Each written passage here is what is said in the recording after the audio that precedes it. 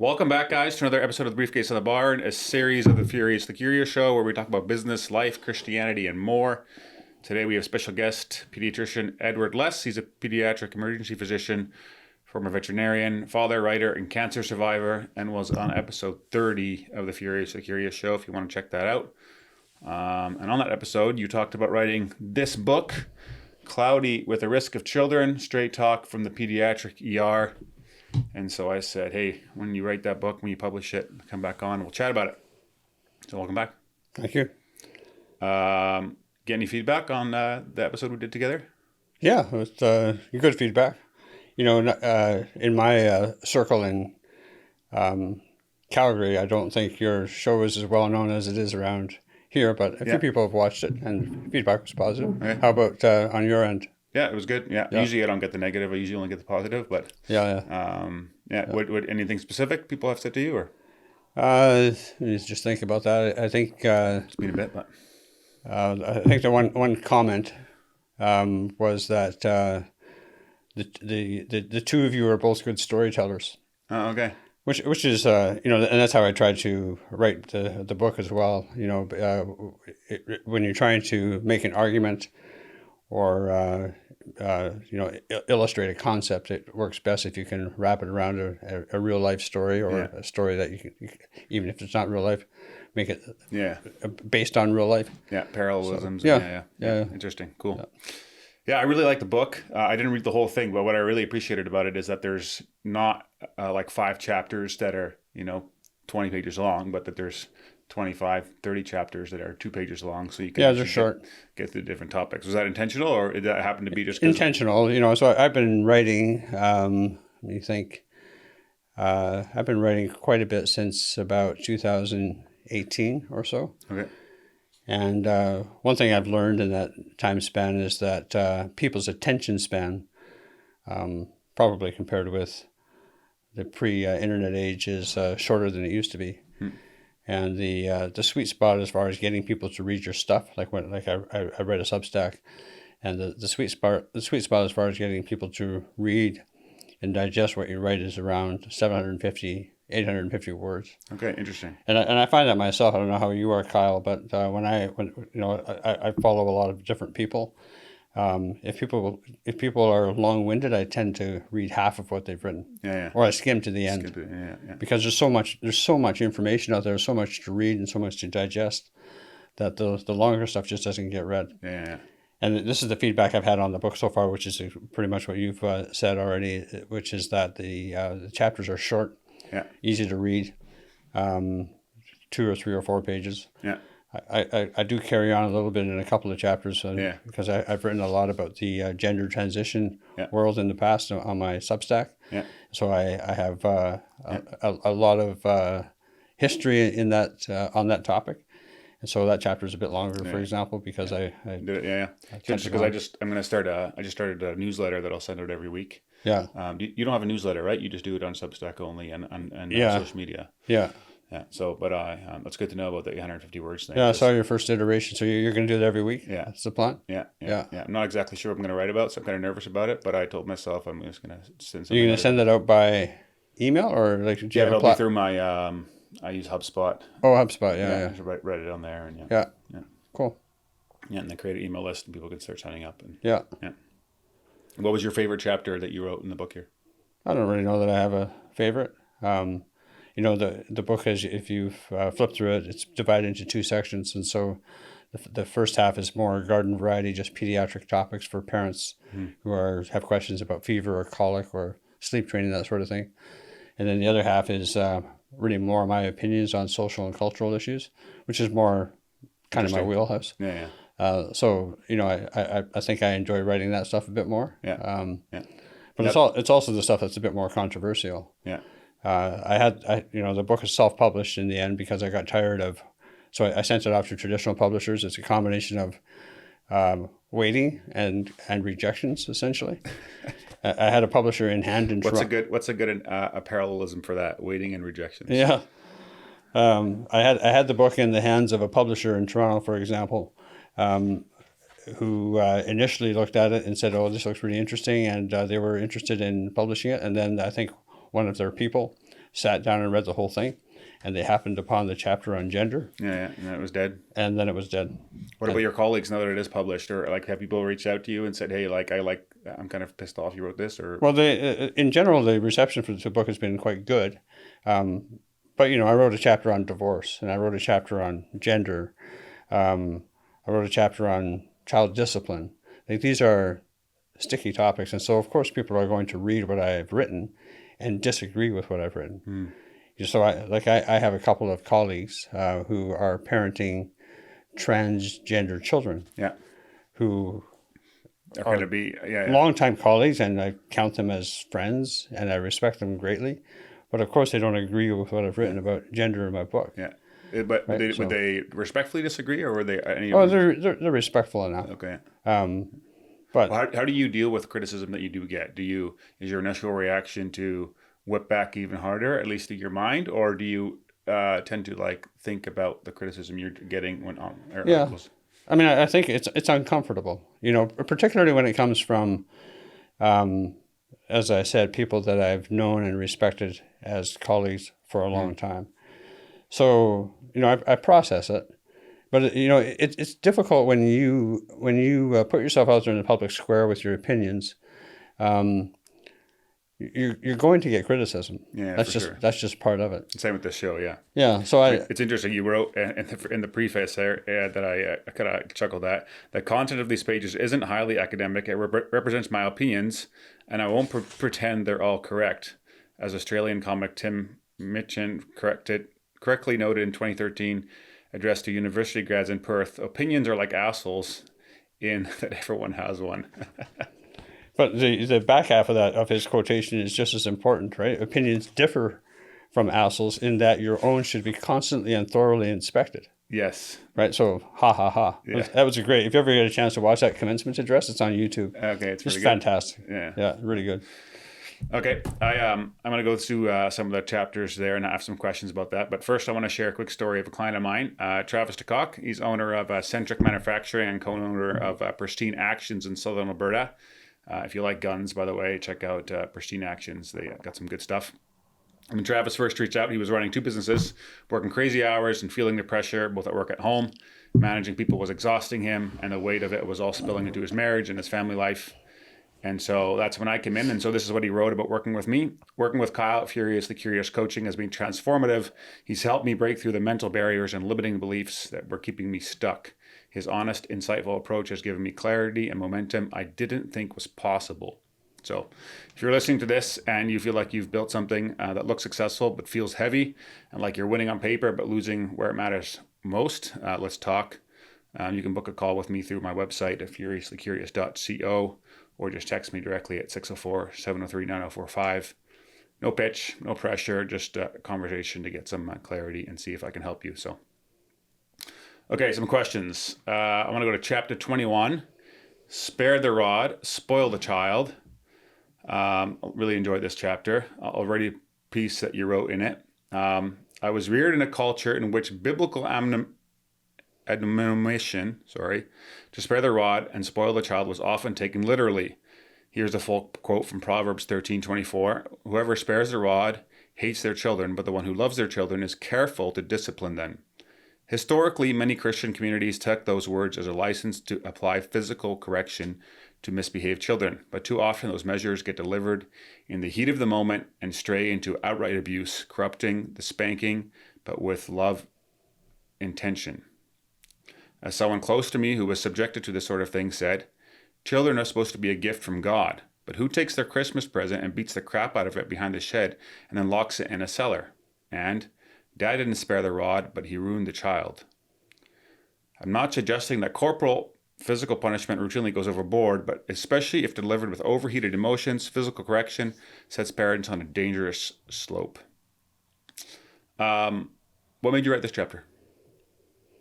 Well, it's because it's controversial. So, I'm drawn to topics that are a bit more controversial, I suppose, like a moth to a flame. Okay.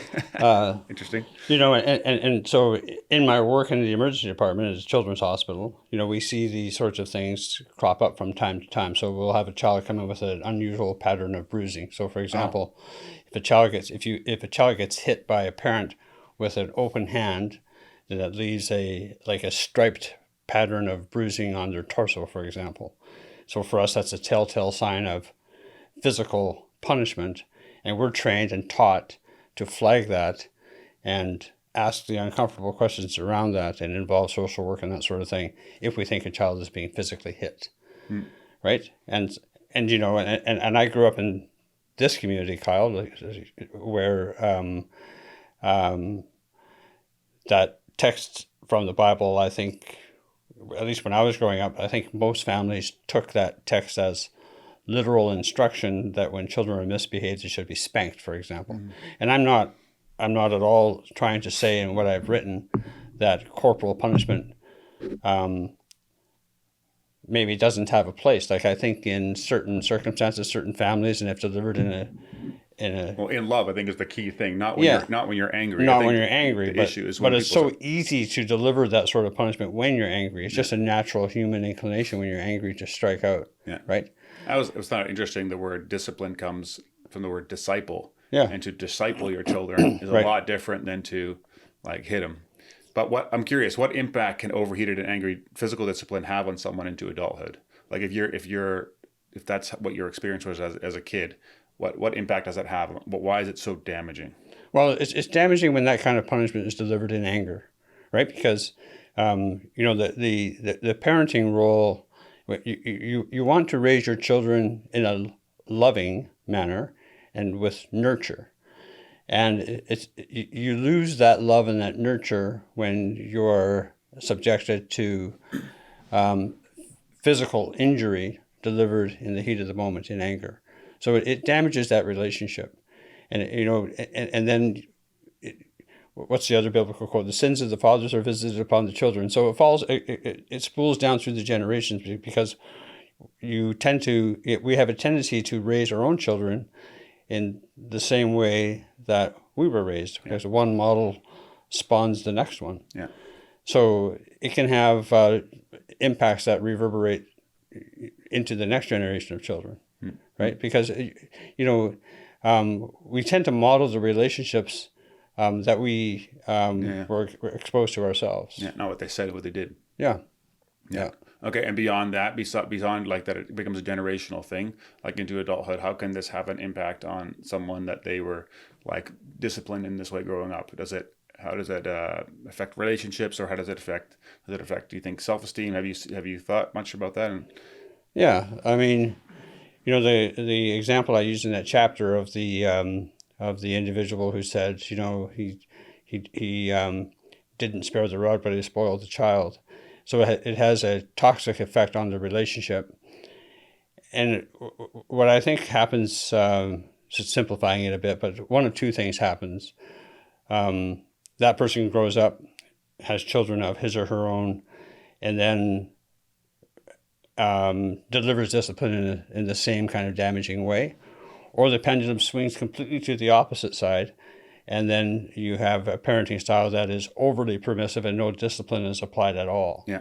Right. And so this is what we have increasingly in our culture, where there are not clear boundaries being set for children, which is also damaging because, you know, the biblical dictum actually does hold true: spare the rod, spoil the child. Children need correction, they need discipline, they need to be taught, you know, how to behave and how to govern their actions. They actually do better in that environment. Yeah. Yeah. Right. And you actually talk about that in that same chapter as well, about soft parenting and how that the kid almost rules the house. What does good parenting look like? Like you talk about that in some of the suggestions, but maybe you can just share that. Yeah. So I said in that chapter that I'm not an expert. And it's just your opinion, okay, guys? Just my opinion. But and I listed a bunch of books that parents can look to. There's oodles and oodles and oodles of ink spilled around this topic. Yeah.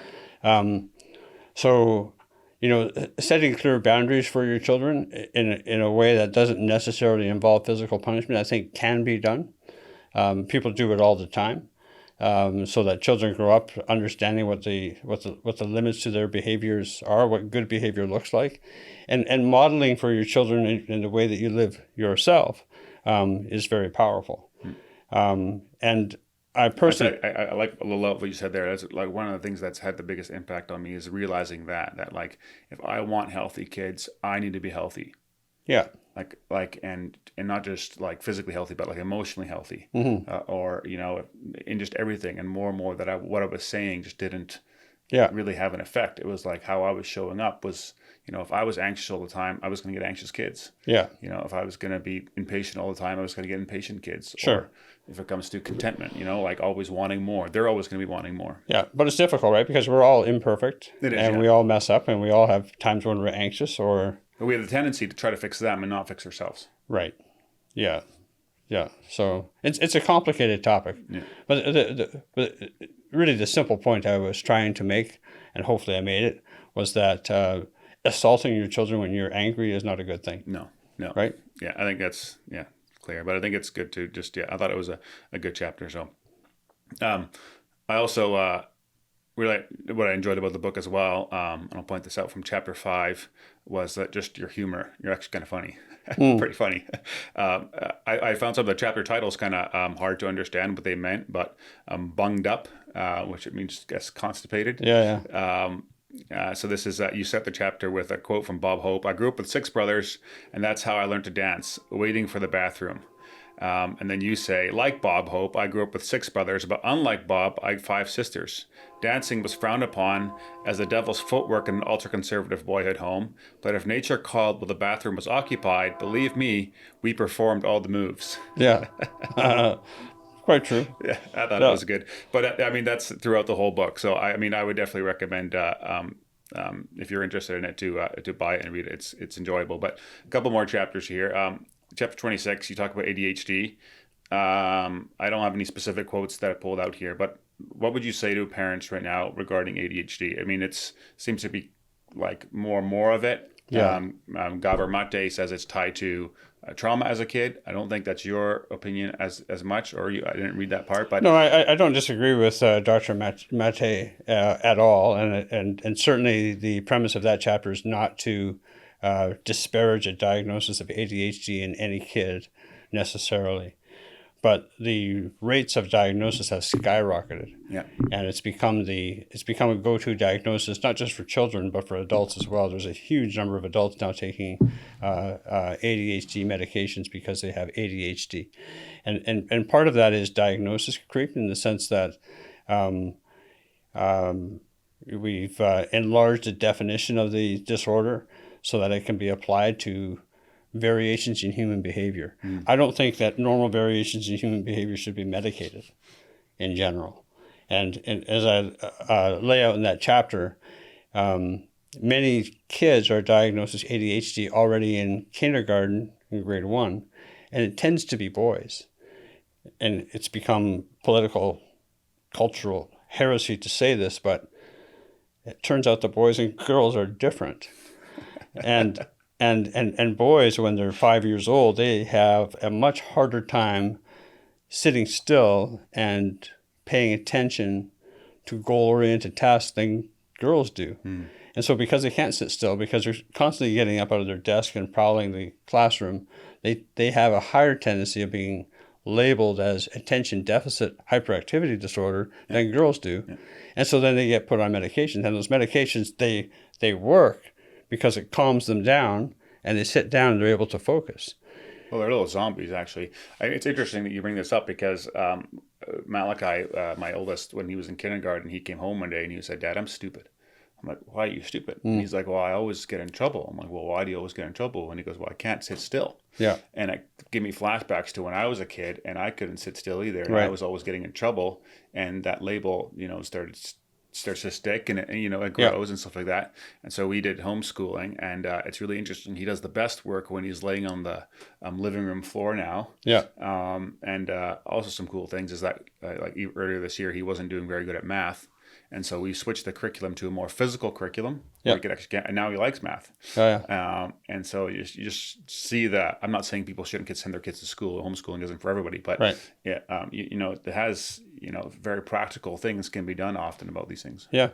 Yeah. So, for sure there are kids who meet the criteria, for attention deficit hyperactivity disorder who would benefit from medication. I'm not at all trying to say that that's not the case. Part of my list, but sometimes my tongue gets a bit. That tumor I live with is squeezing my hypoglossal nerve, the nerve that controls your tongue. So that's what the lisp is from? Yeah, that's what it's from. Oh, fascinating. I didn't So know that. and it comes and goes. So if it sounds like I've been drinking at 8:00 in the morning or whatever time it is, 9:00 in the morning, I promise You're like you, Peter. It's like, no, it's not. I haven't had a case of beer before I came into your studio today, Kyle. But anyway, so the point is not that ADHD doesn't exist. The point is that we've gone, in my opinion, way overboard with labeling many normal children's behaviors as pathological, and we're medicating them. And the difficulty is, once you put kids on medications, they tend to stay on those medications for significant periods of time. Easy to put them on. It's harder to take them off. Yeah.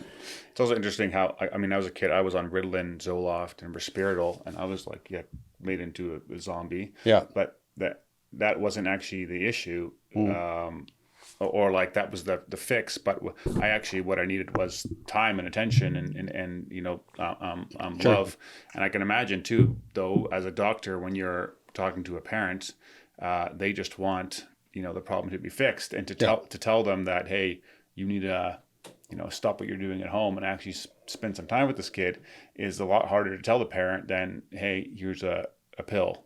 It's always easier as a physician, as a pediatrician, it's always easier to reach for a prescription pad and stroke out a prescription than it is to spend the time trying to educate parents around good parenting strategies and that sort of thing.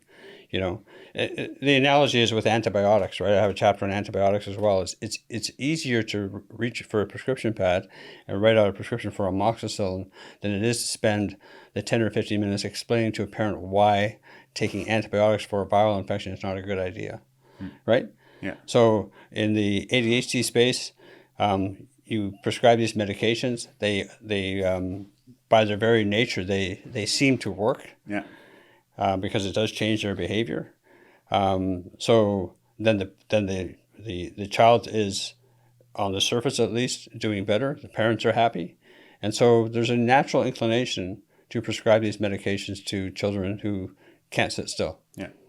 How much of this, like the issues in kids, are just more cultural issues of them not being prioritized, or having no parents at home, things like that, or even just the culture of like, the engine light goes on in your car, instead of dealing with your engine, you just bang out the light, and so then the problem is fixed.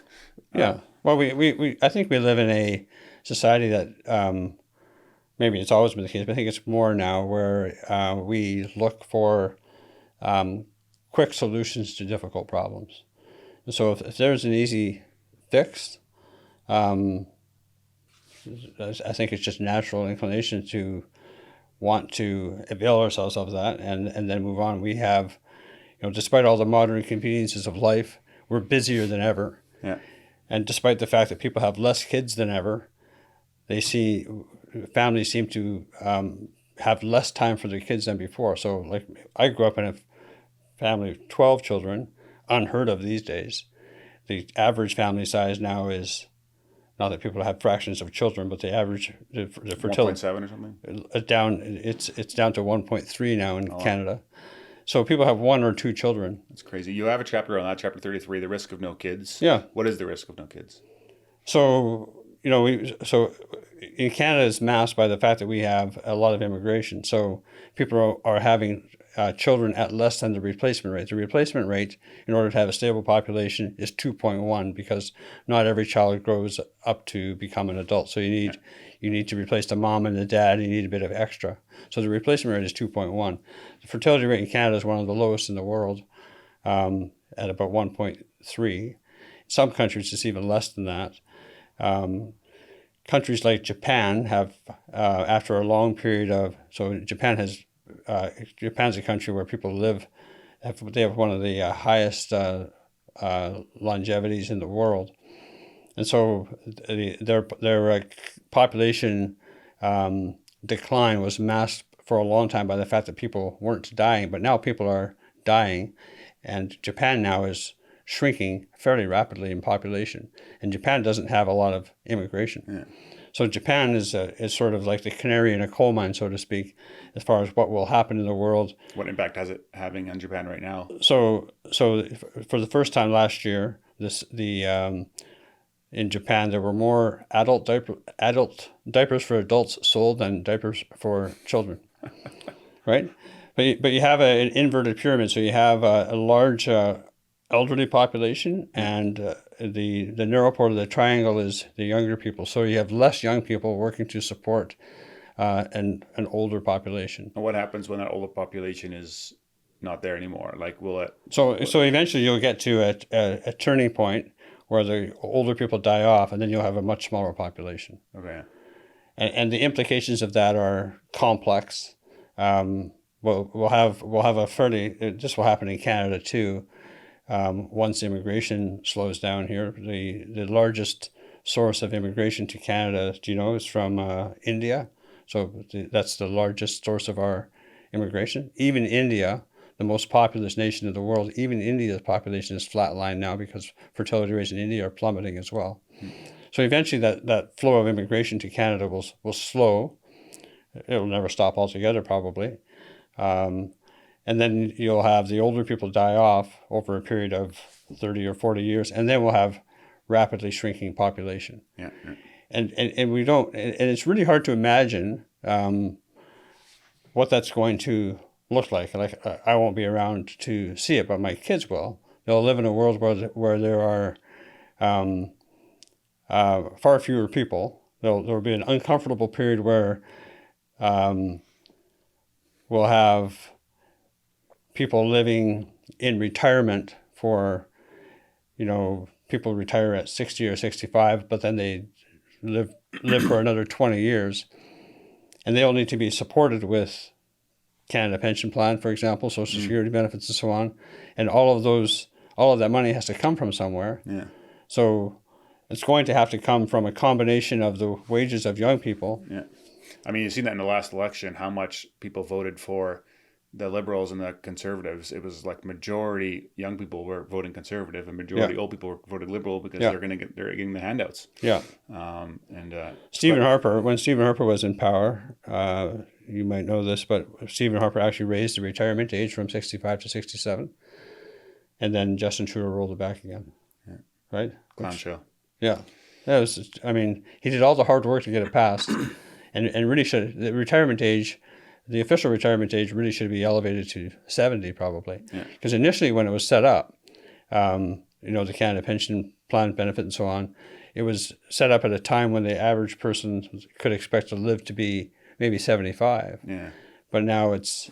You still don't think you should run for office? I never said I would run for office. I know, but I said last time on the podcast I don't think you should. I think you should. I think you should. You'd be good. You'd be good. Honest. That'd be a disaster. Okay, got a few more questions, but first, Furiously Curious Recruiting. If you run a business and you're looking for some good employees, I think it can help you with my recruiting services. I talk to a lot of people every week and could find someone for you, but also I would advertise it here on the podcast. And usually the people that listen here have same values I do. So if you like my values, you're probably going to get a decent employee. So also, if you're a guy just looking for a good job or a good company to work for, reach out and I'm able to find something for you. So if you're interested in that, reach out to me on social media, on our website, or you can text me at 604-703-9045. A couple more things here. I was going to talk about gun rights, your chapter 31, bullet riddled. I like the fact that you are liberal on some areas and conservative in other areas, or if you can use those labels or whatever it is. But you, Canadian gun rights, the Liberals rolled it back recently, and now even more things are restricted. You think that's good? You think we should... Well, again, like most things, it's complicated. Yeah. Right? So... I'm certainly not opposed. That's a good political answer. Well, I'm not opposed to people owning guns, but I don't.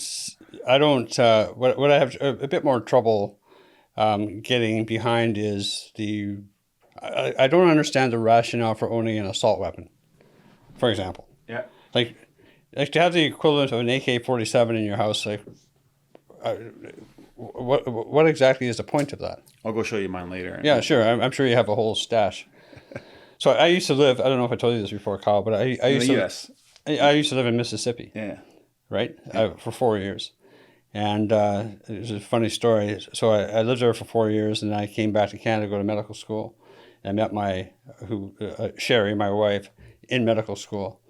And I think it was towards the end of medical school, I went down to Mississippi to go to the wedding of my friend John. And Sherry came with me. And we flew into Memphis, Tennessee. And I used to live in Tupelo, the birthplace of Elvis, about 90 miles southeast of Memphis. So we flew into Memphis, rented a car, and then we drove out of Memphis into rural Mississippi. Yeah. And we were following this pickup truck, which had a gun rack in the back window with a gun in it, some kind of rifle, and two bumper stickers.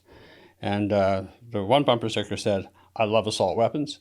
And the other bumper sticker said, "We'll kill for ammo." And Sherry looked at me and said, "What are we doing here?"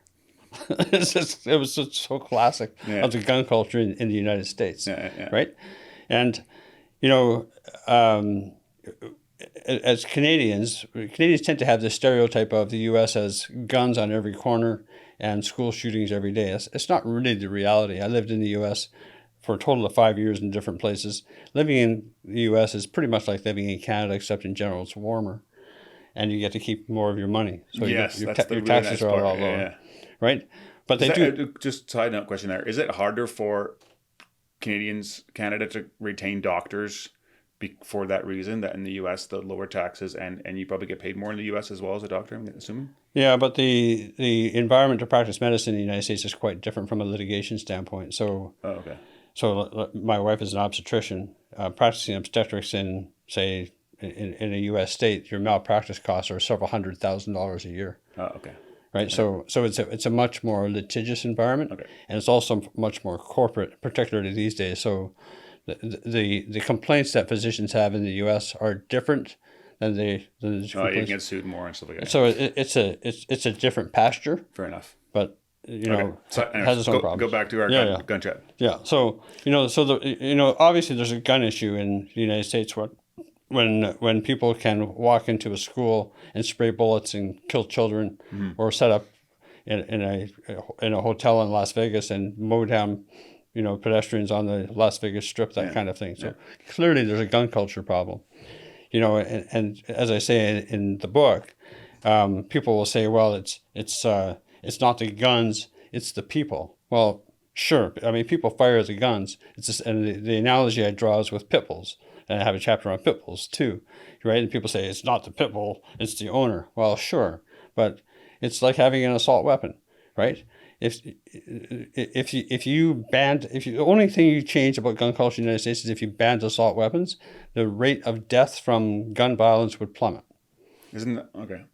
I we can get more into this, but we don't have time. What do you think? I just have one question though. What do you think about how a lot of countries that go towards like government controlling everything, one of the first things they start doing is like restricting the guns, and nobody has guns anymore. You can't defend yourself. And of course, the U.S. has the Second Amendment of like fighting against that idea that the government can take over control.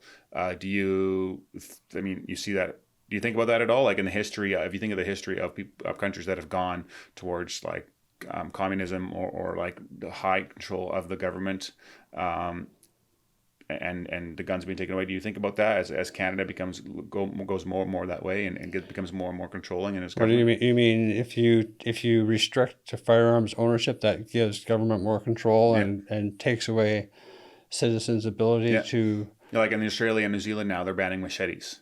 Like it's just like you just keep going. Like Well, do you think there's evidence for that? Like in countries, like say Scandinavian countries, where there are where citizens don't generally own guns. Do you think the citizens in those countries don't have the ability to push back against government, or there's some kind of conspiracy on the part of government to control their citizens? And I don't know if there's as much a conspiracy, but as a fact that it's easier to control your citizens when they have less and less of their own, like ability to fight back. Yeah. Like if you think of like if China allowed, their people to have guns, it would be a lot different probably in how their ability to control their people. You think? I think so. Yeah. Yeah, I don't know. I mean, sure. I mean, China is one example, right? Obviously, authoritarian communist country, but there are many other countries, liberal democracies throughout Europe and so on, where gun ownership is much more regulated than it is in the United States. Yeah. Yeah, I think the biggest thing is like, I mean, the ability to walk into a store and buy a loaf of bread and then a rifle, an automatic rifle is I wouldn't vouch for at all. I think there should be good, background checks and understandings and hard to buy a rifle and not just go to a gun show and be able to, pick up anything. I think that's the bigger problem. Yeah. But people should be allowed, with proper background checks and so on, people should be allowed to own rifles and handguns and that sort of thing. I'm not opposed to that at all. Yeah. I guess where I come down on this issue is, why do people need to own assault weapons? And why do you have a society where there are not proper background checks for people buying weapons, right? So we don't allow people to buy grenades.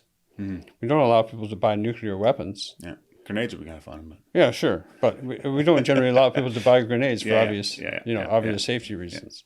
Yeah. Okay. More on that in the book. Buy the book. It's on Amazon. Last question here. I think reading is really important. I really want to help teach my kids how to read. I think it just helps them and helps them grow and in understanding of what's happening in the world. You are an avid reader and you publish your own writings, of course, as well. How can you teach your kids how to read? I wish I knew the answer to that, Kyle, because I have 4 kids. I have 3 daughters they're 21, 19, and 17. And then I have a 14-year-old son. My girls read. My son does not. And that's, we talked earlier about modeling. Certainly if my son, if his attitude toward books was modeled on what he saw his father doing, because I read all the time, then he would be an avid reader. He just doesn't read. And I've tried all kinds of inducements to try to get him to read. He does well in school. He reads what he needs to at school, and he does well in school academically. Yeah. But for example, we spend a good chunk of our summer in Kelowna. We have a cottage there. My daughter Taylor, I think she was telling me the other day, she's read 20 books this summer. Jesse hasn't read a single page of a single book. Yeah. So does he have a phone? He has a phone. And he spends too much time. He learns a lot. So he watches on his screens. He'll watch YouTube videos about different topics, and so and they're often quite instructive and quite educational. But that's his preferred medium for absorbing information. But to try to get him to sit down and read a book, it's like pulling teeth. Can't do it. And I don't know. Do you have any insight? Like, how do you encourage your own kids to read?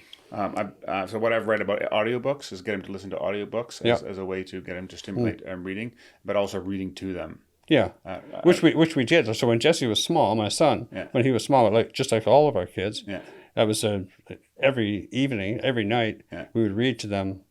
I read to him just as much as I read to the girls, and he did not grow up to be a reader, and the girls did.